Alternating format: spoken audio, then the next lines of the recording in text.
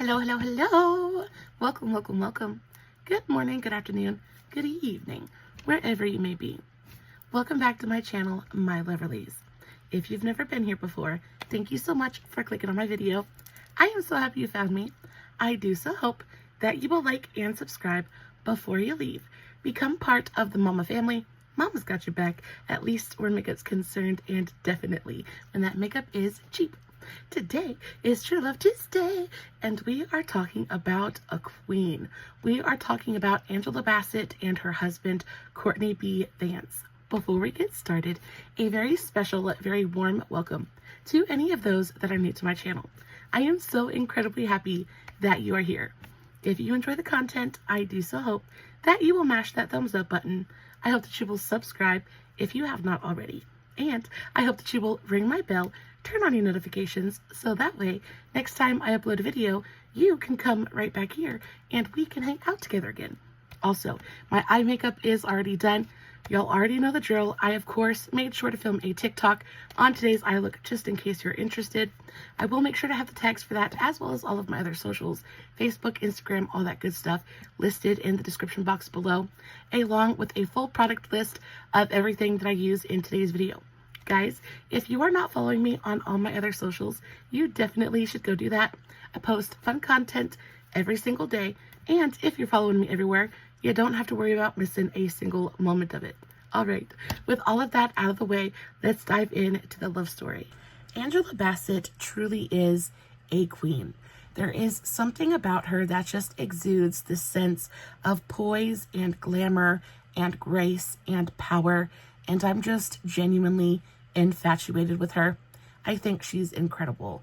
Y'all, this woman is, there's a little bit of a reputation around Hollywood that she's a bit of a diva, that she thinks she's the bee's knees, and quite honestly, it's very deserved. Even if she has that opinion of herself, she deserves it. Not only is she an Ivy League educated actress, but she's got a list of accomplishments about a mile long. And on top of that, this woman is genuinely iconic. Everything from the voice to the hair to the skin to the incredibly toned and gorgeous body. She's stunning. Not only that, but she's somehow figured out how to circumvent the entire aging process, and she still looks good, just as good now as she did 30 years ago. I can't, I don't understand it. I'm a little bit jealous about it, but I love her anyway. On top of that, she has somehow managed to build an incredibly successful marriage in a town that is notorious for taking true love, chewing it up, and spitting it out. Like, she's amazing. And her relationship, her love story with Courtney is just as incredible as she is. I am so excited to share it with you guys today. As always, I'm going to start with a little bit of backstory on each of them individually, and then we'll get into their love story as a whole. Guys, buckle in because it's going to be so much fun. Angela was born Angela Evelyn Bassett on August 16th, 1958. She is approximately 65 years old, and she was born in New York City. She was born to mother Betty Jane, who was a social worker as well as a civil servant, and then her father, Daniel Benjamin, was the son of a preacher. Angela was actually named after her Aunt Evelyn, which is where she gets her middle name from, and then she also has a younger sister named Danette. Danette was born approximately 10 months after Angela, and as soon as the second daughter was born, Angela's parents realized that they were just not in a financial position to raise two daughters, especially not in a city as expensive as New York. So they had to start making some really tough decisions. One of those decisions being that they had to pack Angela up and send her to live with her aunt. Angela was actually sent to live with her paternal aunt, a woman named Golden. Now, Golden lived in Winston-Salem, North Carolina, and Angela stayed with her till she was about four and a half. Now, this was actually really, really good for Angela because Golden desperately wanted children. Unfortunately, she was unable to have them, and because of that, was absolutely thrilled to be able to raise her niece. Now, she treated Angela like she was her own daughter. She treated her with love and kindness, and that part of Angela's life, there was no hardship was a really fun, fantastic part of her childhood. Now, unfortunately, all good things must come to an end. And by the time Angela was about 4.5, her parents had gotten divorced and her mother was on her way to come pick her up. So Angela's mother shows up, packs her bags yet again, and she takes both of her daughters and moves down to St. Petersburg, Florida. So that way she can be closer to her family and have a little bit of a support network to help raise her daughters. Now, after the divorce, Angela and Danette heard not hide nor hair from their father for years afterward. Actually, the only time Angela heard or saw her father after her parents' divorce was at the funeral of her grandmother, and that is when she realized that Danette wasn't her only sister. Apparently, Betty Jane was not Benjamin Daniels' first wife, he was her second. And with his first wife, he had a daughter. Now, that little girl's name was Jean, and Angela and Danette met her for the first time at their grandmother's funeral. And then, of course, after the funeral, her father disappeared again, and Angela really doesn't have any kind of relationship to speak of with her father at all. As Angela grew, so did her love of music and the entertainment industry, specifically movies and acting. Now, Angela was actually incredibly in love with the Jackson 5, not even just Michael Jackson in particular, just that whole group in general.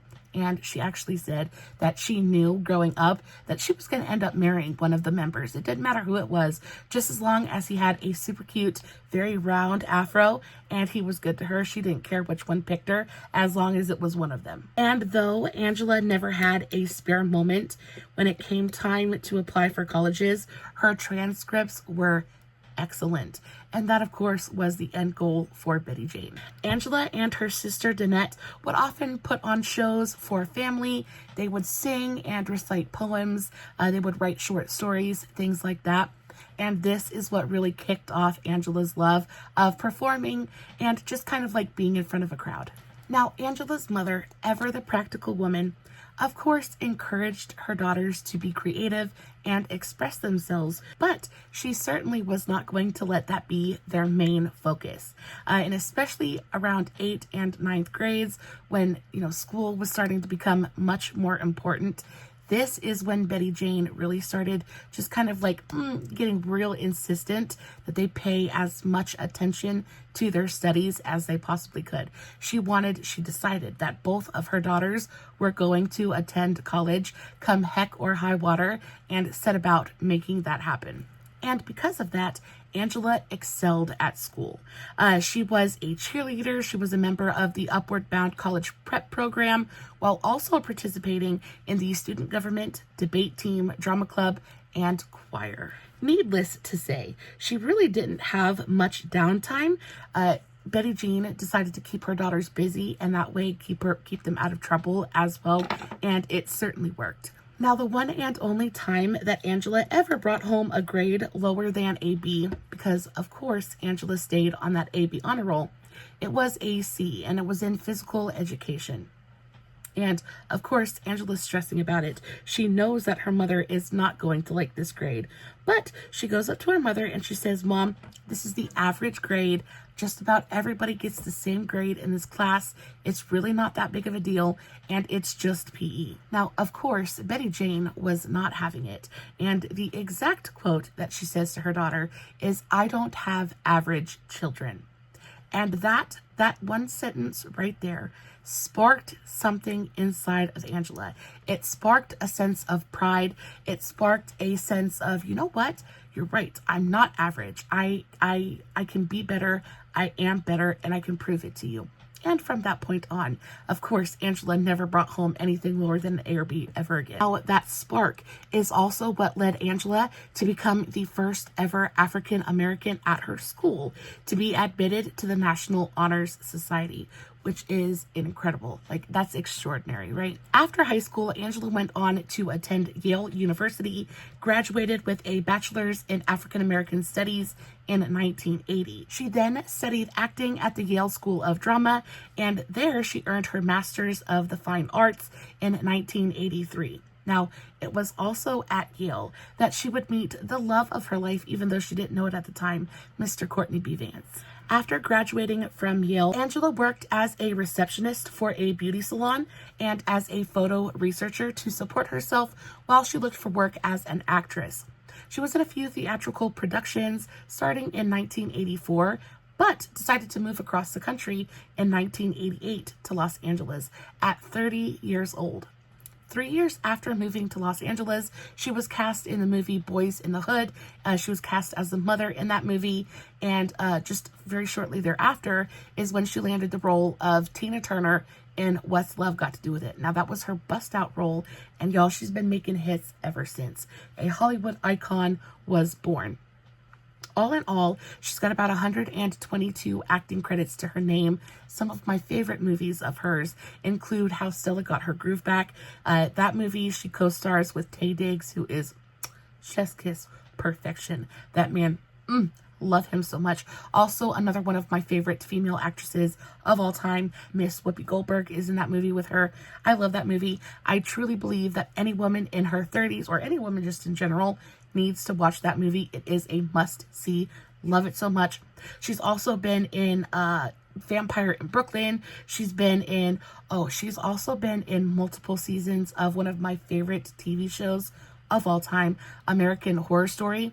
She was in Coven, which is my all-time favorite. She was in Hotel, which is my second, and then also Freak Show, which was fantastic as well. All in all, Angela has had an incredibly successful Hollywood career, and she's got a net worth of about $25 million, so not too shabby. As for Courtney, he was born Courtney Bernard Vance in Detroit, Michigan on March 12, 1960. He is approximately 64 years old, so a couple years younger than Miss Angela.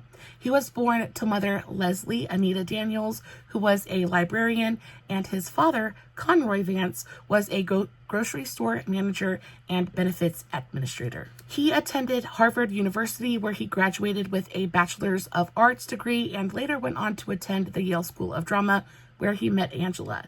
He is best known for his roles in the movies Hamburger Hill and The Hunt for Red October with, I think, Sean Connery?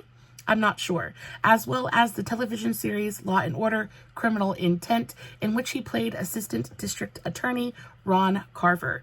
Now, y'all, his resume is just as impressive as Angela's. However, Angela is the bigger name in the relationship, and a lot of Courtney's life has really been spent dedicated to Angela and helping her both emotionally and all of that with her career. So his career kind of took a little bit of a backseat. However, just because it was on the back burner does not mean that it wasn't impressive. He has won quite a few awards. He produces, he acts. He truly is a fantastic entertainer and very well respected within the industry. Though Angela and Courtney would go on to become the loves of each other's lives, their love story isn't one that starts off with like fireworks and love at first sight. They went from being friends to acquaintances to friends again and then to lovers, and it's kind of in that order too. Though Angela and Courtney would go on to become the loves of each other's lives, their story does not start out with fireworks. It doesn't start off with love at first sight. It was very much a slow build and a slow burn. They went from being acquaintances to friends, back to acquaintances, back to friends, and then eventually to lovers, and then to soulmates. They first crossed paths back in their school days. They both attended the Yale School of Drama, and they kind of had the same circle of friends. And while they were not incredibly close with each other during their school days, they did know each other. Now, Angela has said that she kind of noticed Courtney back in the day, not in a romantic way, but she thought he was cool. She thought he had talent, things like that. She did, however, remember his girlfriend of the time and said that she was alluring and tall and dark and skinny and just absolutely just stunning, right? She remembers the girlfriend more so than Courtney from that time. And Courtney says that he doesn't remember Angela from school like at all. So they definitely were maybe in the same vicinity as each other, but not close by any means. At the time, Courtney was actually already working He was a member of the Boston Shakespeare Company and had plans to move on to Broadway as quickly as possible.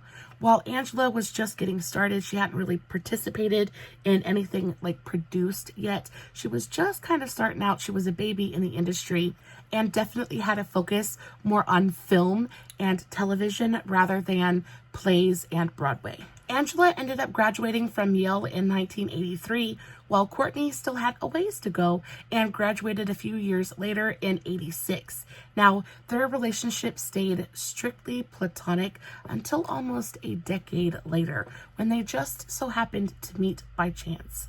Angela went on and moved to Los Angeles, where she began her career, and then Courtney was but a distant memory until about 14 years later, when they once again entered each other's orbits, and that happened in 1994. Fate must have stuck her hand down and intervened, because they were both out enjoying a night on the town when from across the room they spotted a familiar face in the crowd. It's kind of like the, hey, I know you. We went to school together, that kind of moment. They get to talking, they start to reconnect. And luckily at this time, they're both single. And Angela is very much, she's focusing on her career. At this point, she's not really looking for a love connection. Like, she's not going to like deny it, but she's not hunting for it either. And of course, Courtney is immediately attracted to this woman. She's Angela Bassett. She's absolutely stunning, right? Courtney, he's attractive, he's got a little bit of game, so he kind of like, he turns it on just a little bit. He turns on the smooth factor, and he plays up his game just a little bit, and after connecting with her for just a little bit, they have a conversation, and he decides he's going to ask her out. Well, Angela, like I said, is not really looking for a love connection, but he seems like a really nice guy, and really she just doesn't want to hurt his feelings, so she ends up accepting his offer of a date, and they end up going out just a few days later. Now, at the time of their first date, Angela still isn't sure if she's even interested in Courtney romantically. Like, she knows he's a good guy, and she's definitely interested in having a friendship with him, but she's not exactly sure that there's any, like, romantic possibility here. So they go out on their first date, and they have a nice time. Courtney is super sweet. He's a really, really nice guy, but there are no fireworks. There's no spark. There's no, like, flame burning. It's just kind of for her.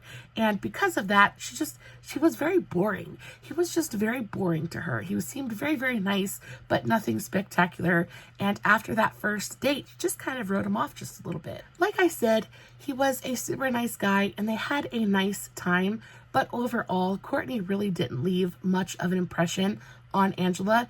And because of that, she just kind of wrote him off. And she really didn't give him a second thought. Courtney, however, was already smitten by this point in time, and he was not going to give up on Angela.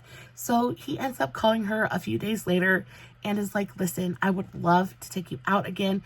I know our first date wasn't maybe the best, but give me another chance. I promise I'll make it up to you. I swear I will show you the best time you've ever had. She ends up reluctantly agreeing to go out with this man because even though there were no sparks or fireworks, she did have a nice time, and she would enjoy going out. So they end up going out. They go to play golf. They go dance. They have dinner, and somehow, some way, this second date goes so much better than the first. Somehow, I don't know if he brought his A game this time. I don't know what happened, but on this second date, he's like almost like a completely different person. The charm is at 100. He's smooth. He's suave. He's holding doors, and they're dancing, and everything is kind of culminating in the perfect storm of romance. And then by the end of the night, they go to part ways. And of course, it's the second date, so you get that goodnight kiss. And this is where Angela says that the sparks ignited. That little teeny tiny smoldering flame ignited into a big giant fire. She got prickles up her spine, up her neck, her hair tingled, like the whole, like the foot lifted, everything. That first kiss showed her everything that she needed to know. And from that point on, she was fully invested in Mr. Courtney. 1994 was actually a gigantic year for Angela. This was the year that she did What's Love Got to Do with It. This was the year that she met Courtney and they started really dating. So it was a big time, super important moment in time for Angela specifically. She had just finished working on What's Love Got to Do with It. It was about to premiere and her career was about to explode in a very big way. And y'all, Courtney was there with her every step of the way because she knew she had that rock solid, just super supportive, just like that one person who was going to be there for her and hold her down no matter what. And Courtney really quickly became that for Angela. She was 36 at the time and really starting to feel the pressure to settle down, find a relationship, maybe start a family, things like that. And even though she was kind of feeling that pressure, she did not want to rush into anything. So Courtney really stepped up to the plate and he really showed her that he was worth investing in. He showed her that, you know, he was a worthy partner, that he was going to stand beside her, not behind her, not in front of her. He was going to be a partner for her. And that's exactly what she was looking for. So her and Courtney, they ended up dating for 3 years. Again, Angela just really wanted to make sure that this was it. She only ever wanted to get married one time. One time was all she was going to do, and she was bound and determined not to make a mistake. Courtney became Angela's calm. He became her entire support network. And while Angela had a great relationship with her mother, and he wasn't her only supporter, he definitely was the one that was with her 24/7. Angela's mom couldn't be there with her every single step of the way, and that was up to Courtney. And as soon as Angela was 100% sure that this relationship with Courtney was the one that she was going to invest in, like Courtney was the one, it seems like he kind of got just a little bit of cold feet. Courtney has some serious commitment issues. He has some serious mental health issues just in general. A lot of those issues stemming from 1990 when, you know, tragically, his father ended up committing a surprise unalivement of himself. And that just caused a lot of issues with Courtney's mental health. He did not deal with the grief.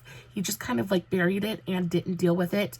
And because of that, it just caused a lot of problems. And those problems reared their very ugly heads when it came to his relationship with Angela.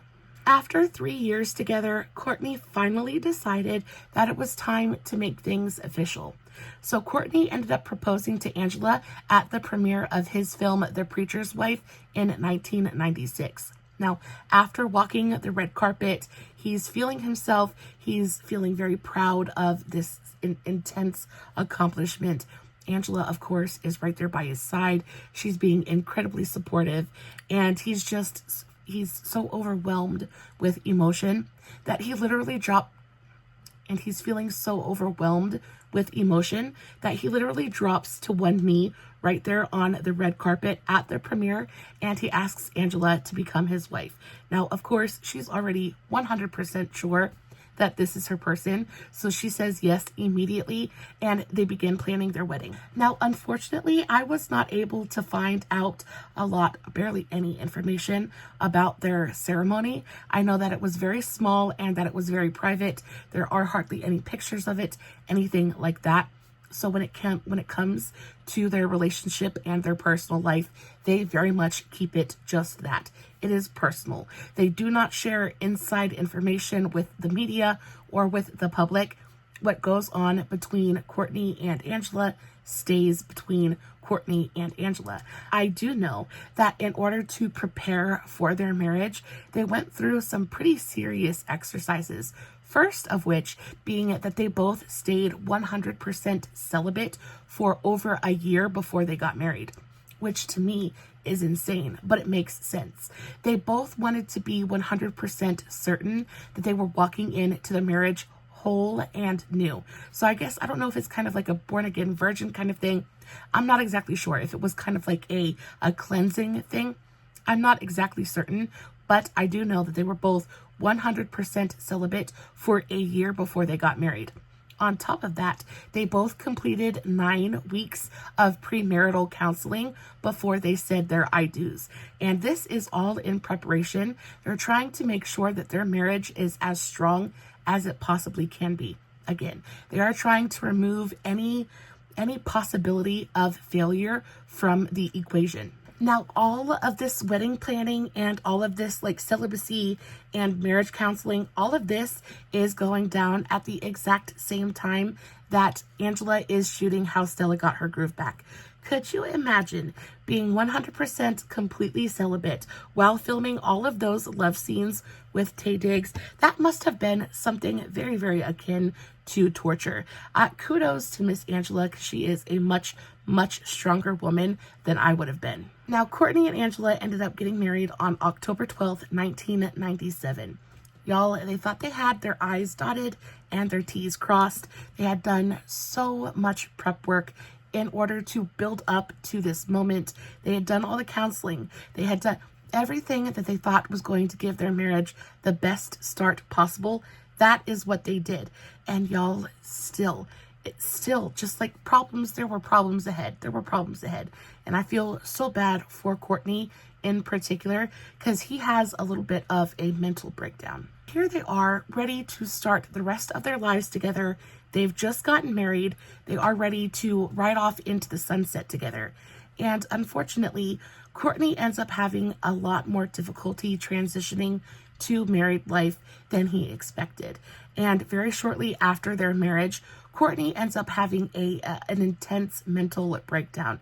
Now, in his words, he calls it a severe anxiety attack / mental breakdown. And basically what happened is he just kind of has a little bit of a psychotic break. And before he knows it, he wakes up in the hospital. He wakes up in the hospital bed. He's got tears running down his face. Angela's over in the corner talking to his doctors, trying to figure out what's going on. And he can't do anything but sit there and cry. Of course, Angela is completely and totally blindsided by this entire ordeal, because she thinks Courtney is just as ready and just as prepared to be a husband as she is to be a wife, right?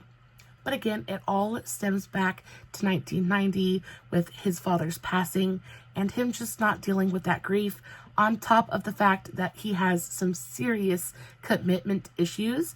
And I don't even think it really had anything to do with Angela, just personally. I think it was just him building so much up in his mind that he just couldn't get past everything that was going on.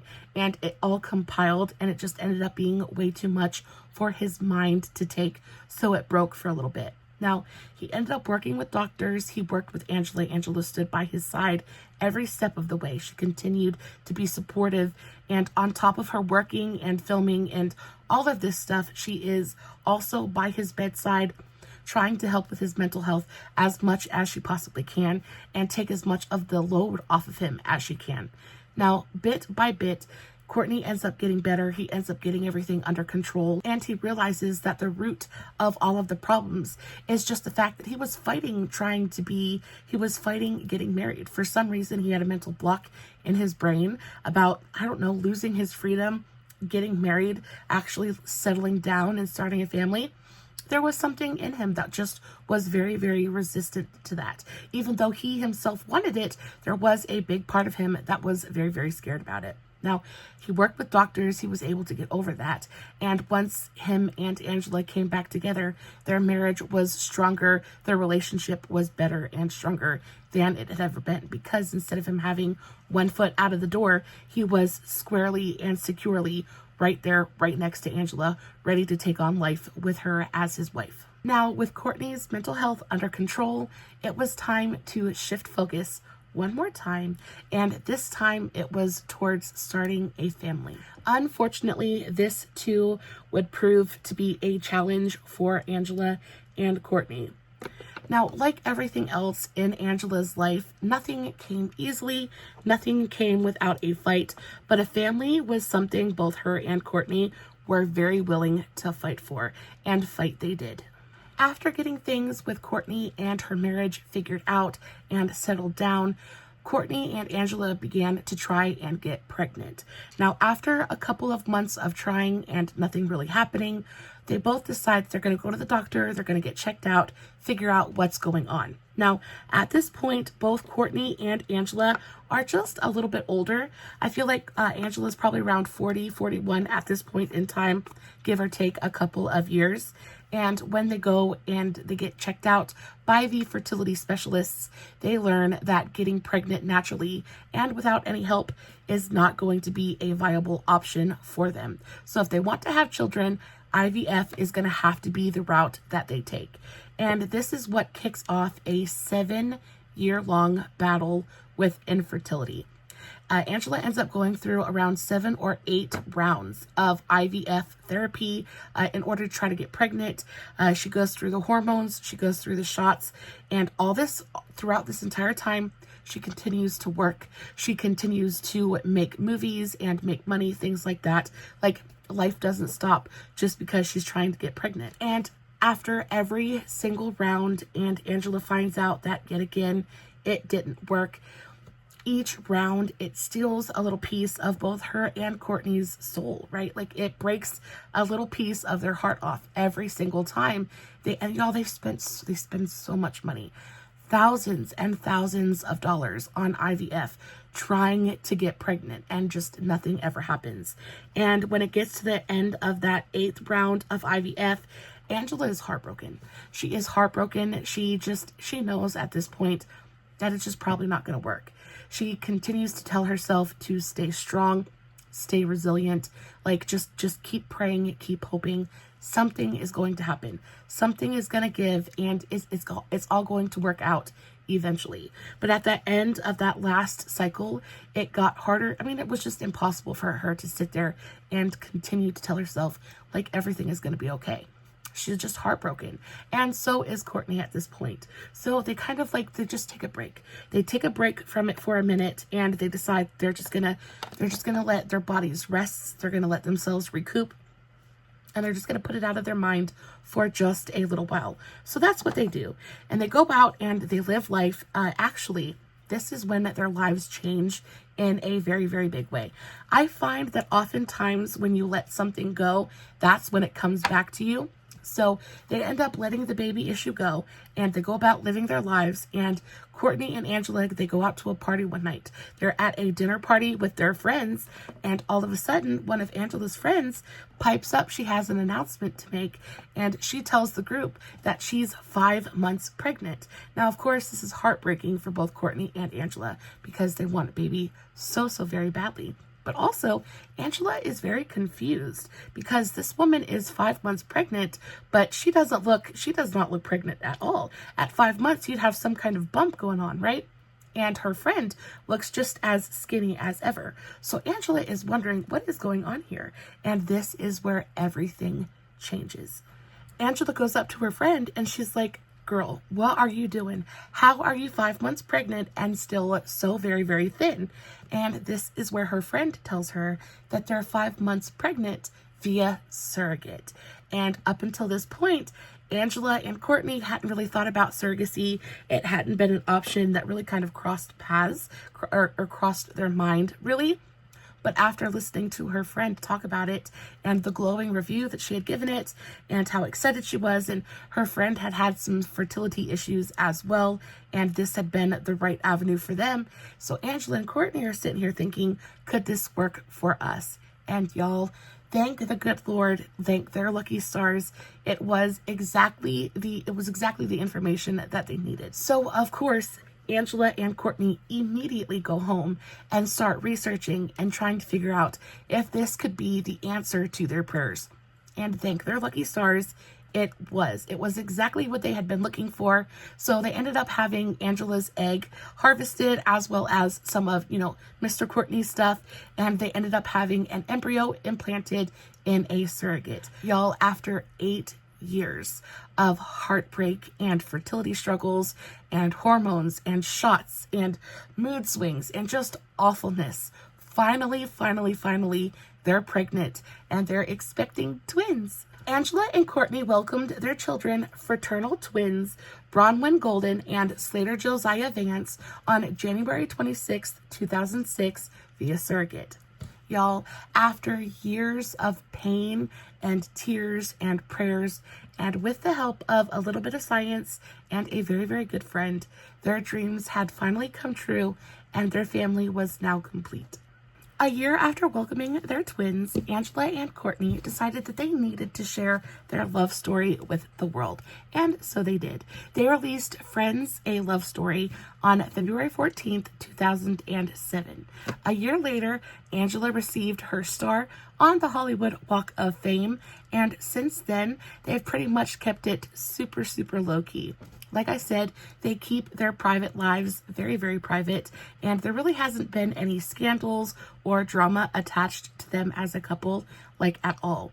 Their twins are now 18 years old, getting ready to head off to college, and y'all, they are just as happy as anyone really has any right to be. I am so, so happy that Angela was finally able to realize her dreams of becoming a mother. I am so happy that they found each other.